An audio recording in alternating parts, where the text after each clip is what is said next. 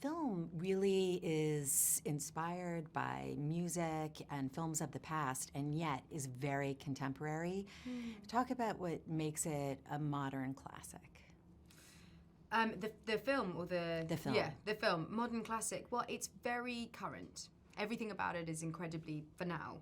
We will look back at this time in our political history, for example, and see England at this time, and we're reflecting that. We're reflecting that with immigration and with Brexit and all of these things. So that's definitely a way of grounding it in a kind of contemporary setting.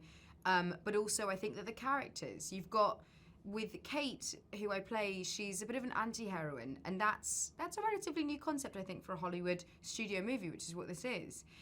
So to have a girl who's messy and wrong and flawed and, you know, messing up, it's something that I think is a modern take on it. Also, there's a lot about internet dating, which is particularly contemporary.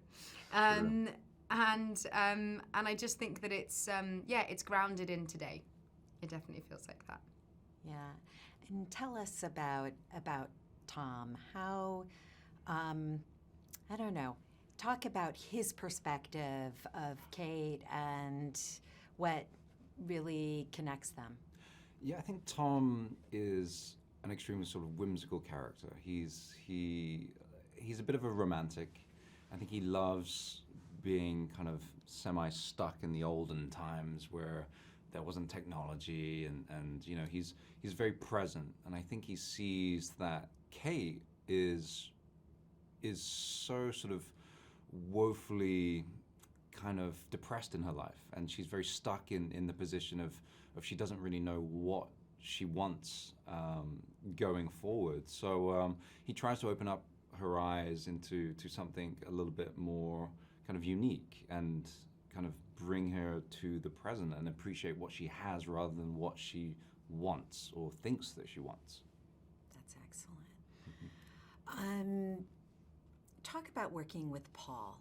What is he like as a director, and what did he bring to the story? Paul's just a babe. Yeah. He's just the loveliest man. It's so important, I think, for actors to be able to feel comfortable on a set, and Paul does that in spades. He makes sure that you feel heard. He makes sure that you feel comfortable. He knows exactly what he wants, which is so refreshing for a director. And he's charming, and he's funny, and he's gorgeous, and he's super just well dressed every single day. Supremely well turned out as a human being. But he allows you to sort of play.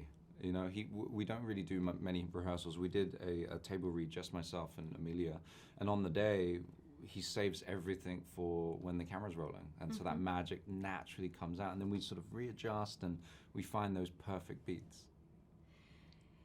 You know, it's so funny. It doesn't feel cynical to me. There's something really just beautiful about it. Talk about, I don't know, kind of the gift of the film and what it brings out, even in a messy time and story. Yeah, well, I think the thing that makes the film beautiful is its relatability. And the only way that you can get that is by having a truthful depiction of humanity.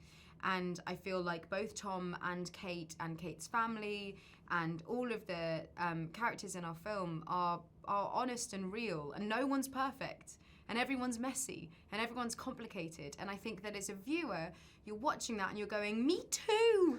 I beat myself up for stuff all the time. I get stuff wrong all the time. I'm not perfect. And whilst it's nice sometimes to watch movies that you can aspire to and all of these things, this is grounded so much in truth that's where we see the beauty, because the beauty of life is in its frailty. The beauty of life is when things go wrong and how we overcome those things. The beauty can be found in the mistakes and the complications of being a messy human being. And that looks beautiful. That is truthfully beautiful. Whereas just polished perfection is kind of not, I think. It can, you know, that doesn't have the same feeling. And I think that across the board, that's what this film highlights and shows you. And so it should make you feel good and warm inside.